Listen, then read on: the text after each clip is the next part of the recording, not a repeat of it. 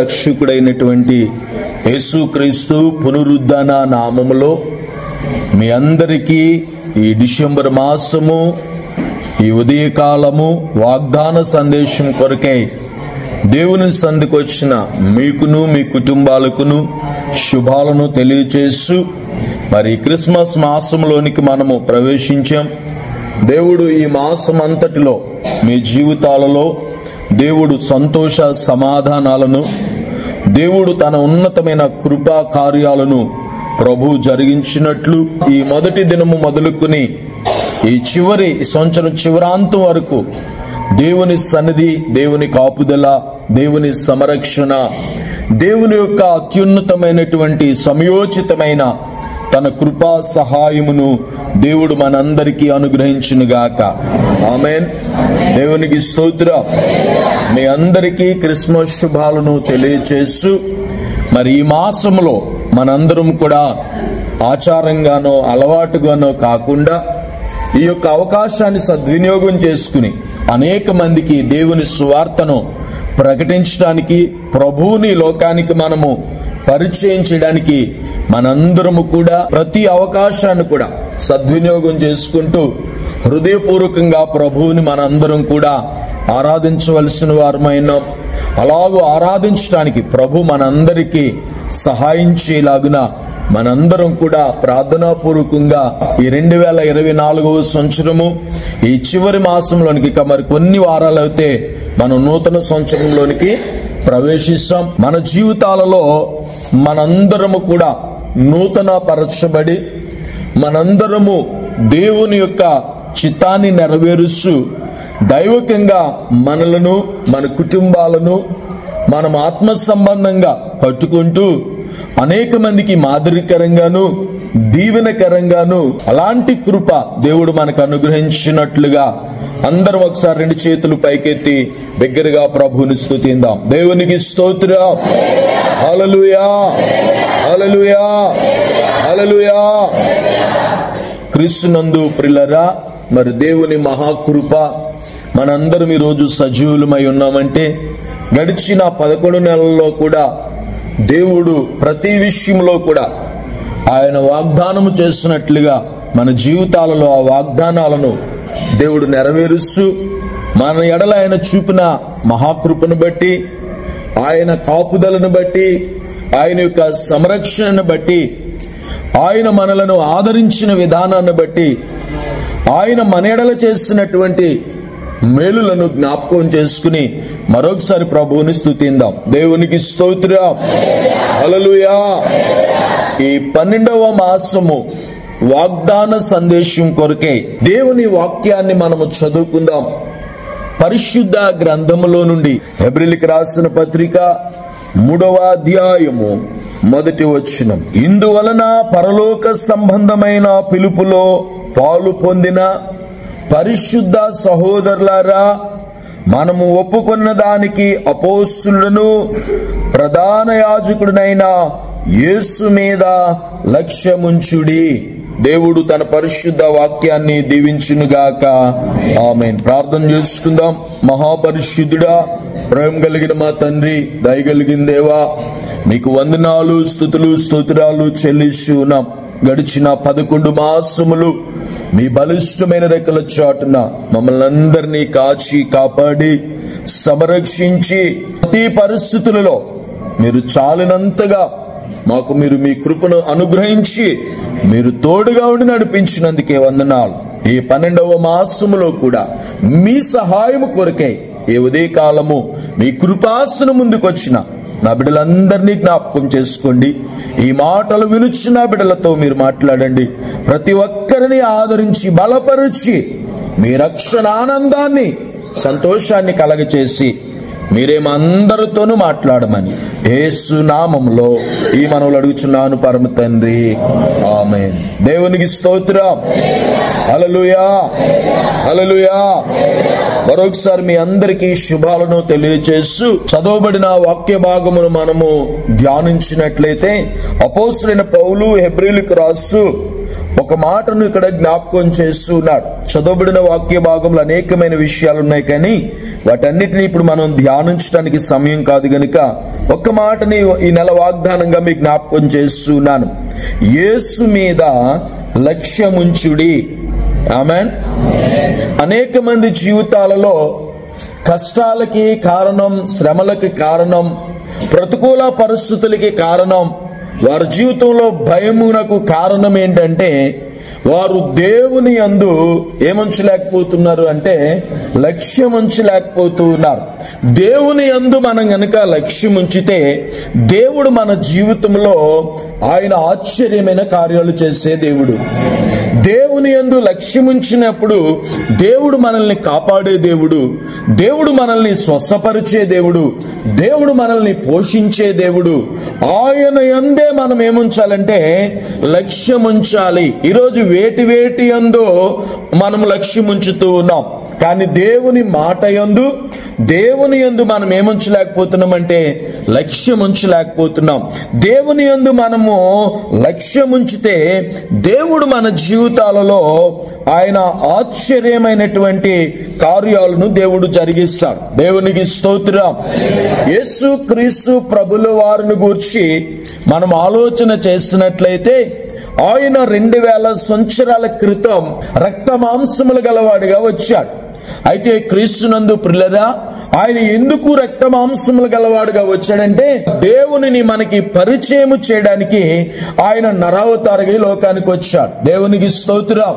కనుక ఆయన మానవుడుగా ఉన్న ఆయన సర్వశక్తి కలిగినటువంటి దేవుడైన దేవుని యొక్క వాక్యం తెలియజేస్తుంది. ఆయనలోనంట కొలసీలకు రాసిన పత్రిక 2వ అధ్యాయము 9వ వచనాన్ని చదువుదాం.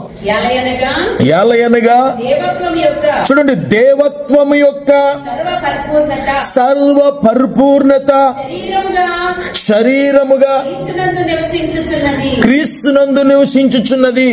యేసుక్రీస్తు రక్తమాంసములుగా వచ్చాడని మనము ఆయనను ఒక మానవుడిగాను ఒక మనిషిగాను మనం చూస్తున్నాం, కానీ యేసుక్రీస్తు ప్రభుల వారు ఏమై ఉన్నాడంటే ఆయన దేవుడై ఉన్నాడని, ఆయనలో సర్వ పరిపూర్ణత క్రీస్తు శరీరమందు నివసించుచున్నది అని చెప్తూ ఉన్నాడు. యేసు ప్రభు యందు లక్ష్యం ఉంచగలిగితే ఆయనలో ఉన్న ప్రేమ ఏంటో మనకు అర్థమవుతుంది. ఆయన ఎంత దయగలవాడో మనకు అర్థమవుద్ది. ఆయన ఎంత పరిశుద్ధుడో మనకు అర్థమవుద్ది. ఆయన ఎంత కృప కలిగిన దేవుడో మనకు అర్థమవుద్ది. ఆయన ఎంతగా మనల్ని క్షమించాడో మనకి అర్థమవుద్ది. యేసు క్రీస్తు ప్రభు యందు లక్ష్యం ఉంచటము ద్వారా మనకు రక్షణ కలుగుతుంది. దేవునికి స్తోత్రం.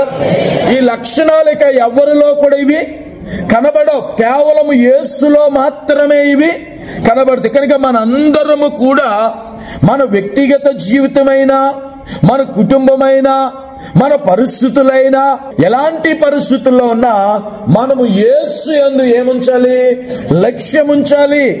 దేవుని యందు లక్ష్యం ఉంచడం అంటే ఆయన వైపే మనం చూడాలి, ఆయన యందే మనం విశ్వాసం ఉంచాలి, ఆయన మీదే మనం ఆనుకోవాలి, ఆయన మీదే మనం ఆధారపడాలి. దేవుని యందు లక్ష్యం ఉంచిన వారి జీవితాలలో దేవుడు అద్భుతమైన కార్యాలు చేయగలిగిన వాడు. దేవునికి స్తోత్రం. మన దేవుడు ఎవరు అని అంటే ఆయన సర్వశక్తి కలిగినటువంటి దేవుడు. ఆయనకి అసాధ్యమైనది ఏది కూడా. తన యందు లక్ష్యం ఉంచిన వారి జీవితాలలో ఆయన ఆశ్చర్యమైనటువంటి అద్భుతమైనటువంటి ఆయన కార్యాలు జరిగించాడు. దేవునికి స్తోత్రం. ఇప్పుడు ఆయన యందు మనం ఏముంచాలి?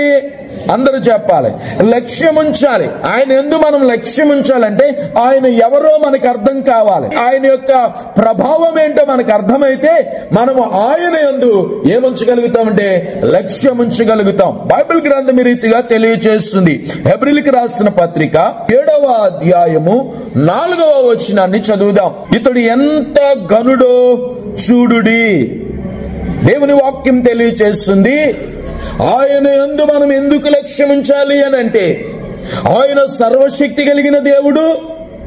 రెండోదిగా ఇక్కడ జ్ఞాపకం చేస్తున్నాడు, ఇతడు ఎంత ఘనుడో చూడండి. ఇక్కడ చదవబడిన వాక్య భాగములో ఆయన ఎవరు అని అంటే ఆయన ఘనుడు. దేవునికి స్తోత్రం. హల్లెలూయా, హల్లెలూయా. ఆయన ఎంత ఘనుడు అని అంటే హెబ్రీయులకు రాసిన పత్రిక 1వ అధ్యాయము 9వ వచనాన్ని చదువుదాం. నీవు నీతిని ప్రేమించితివి, దుర్నీతిని ద్వేషించితివి, అందుచేత దేవుడు నీతోటి వారి కంటే నిన్ను హెచ్చించినట్లుగా ఆనంద తైలముతో అభిషేకించును. దేవునికి స్తోత్రం. ఆయన అందరికంటే గనుడు. ఆమేన్ చెప్పండి ఒకసారి. ఆయన ఎవరు? అందరికంటే గనుడు. ఎంత గనుడు అనంటే పరిశుద్ధ గ్రంథం చెప్తుంది, అతని తోటి వారందరికంటే, నీ తోటి వారందరికంటే యేసు క్రీస్తు ప్రభుల వారు గనుడైనటువంటి దేవుడైన. దేవునికి స్తోత్రం. హల్లెలూయా. హెబ్రీయులకు మోషే గనుడు.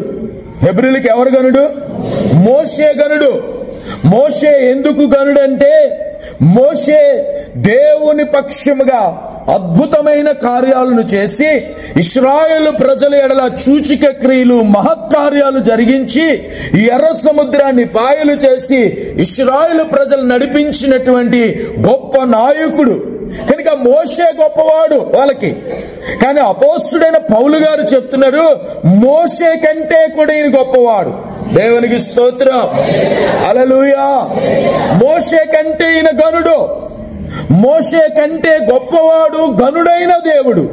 ఈరోజు గనుడైన వాని యందు నీవు లక్ష్యం ఉంచితే నీ జీవితంలో కలిగిన శ్రమలైనా, కష్టాలైనా, ఇబ్బందులైనా, బలహీనతలైనా, ఎలాంటి పరిస్థితులైనా ఆయన యందు లక్ష్యం ఉంచిన వారిని ఆయన విడిచిపెట్టేవాడు కాదు.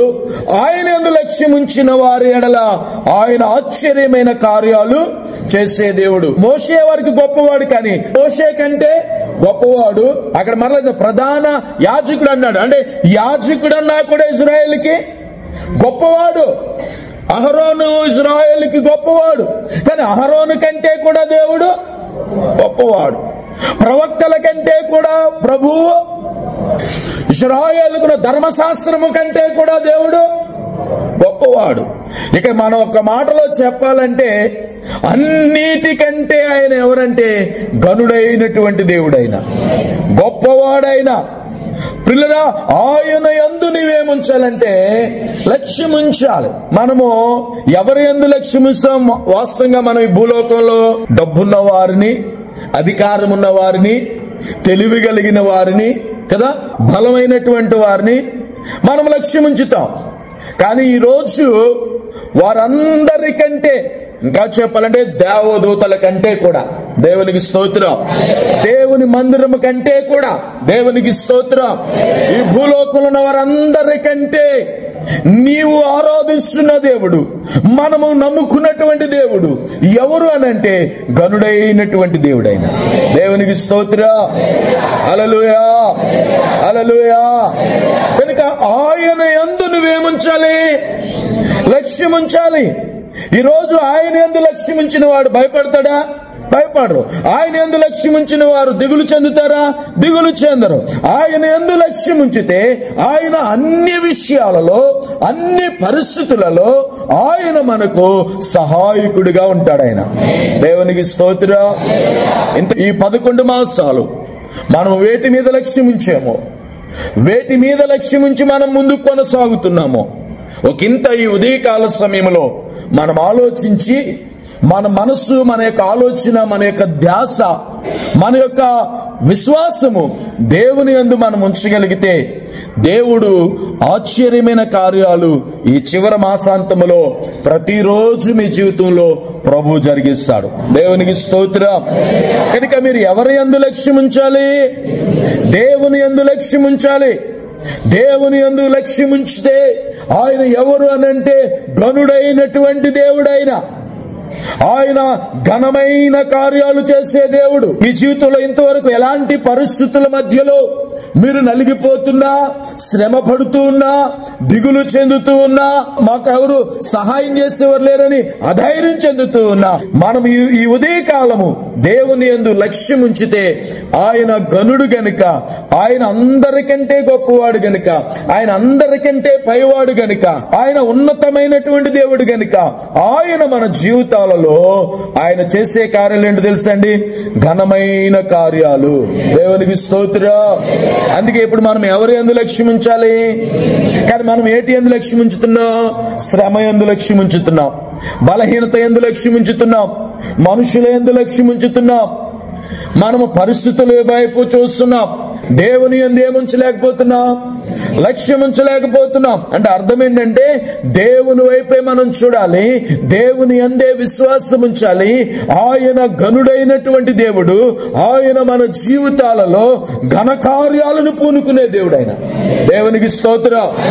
హల్లెలూయా.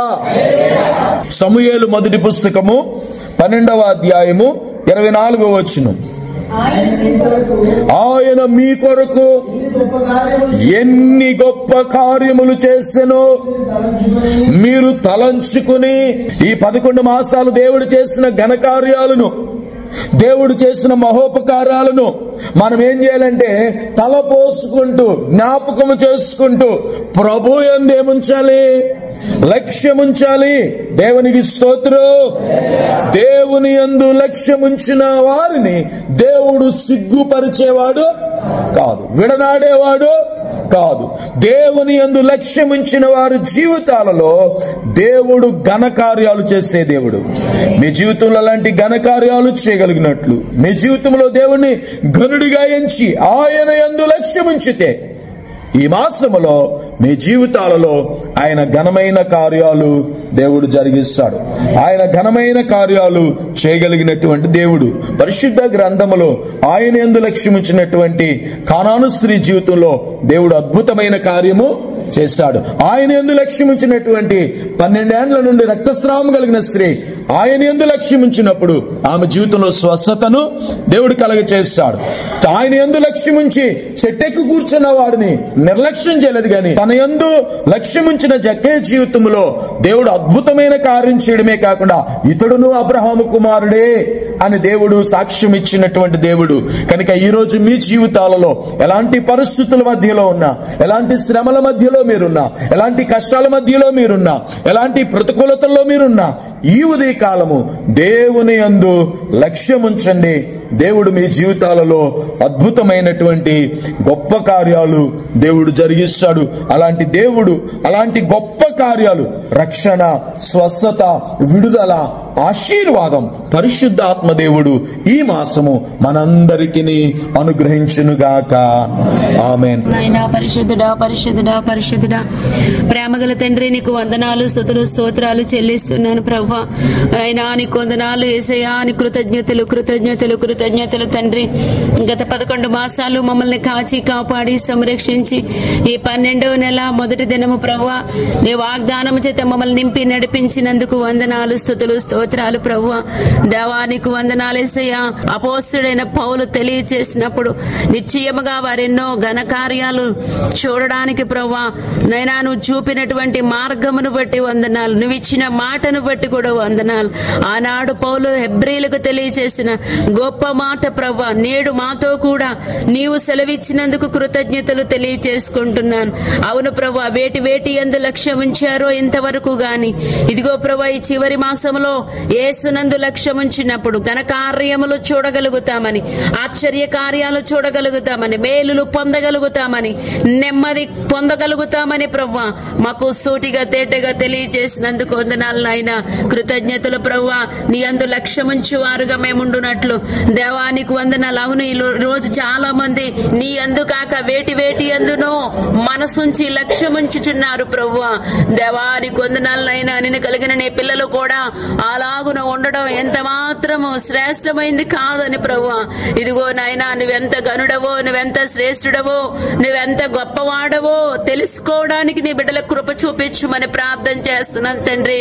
అయా నీ శ్రేష్ఠత, నీ గొప్పతనము తెలిసినప్పుడు, నీ ప్రేమ ఏంటో వారికి అర్థమైనప్పుడు ప్రభువా నాయనా నీ అందు లక్ష్యం ఉంచకుండా ఉండరు నాయన.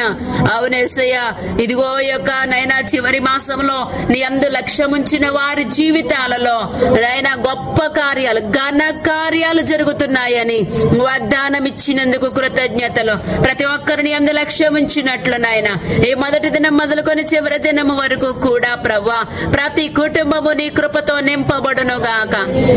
నీ అందే ఆనుకొని వారు నాయన నిన్నే స్తుతించి ఆరాధించురుగాక.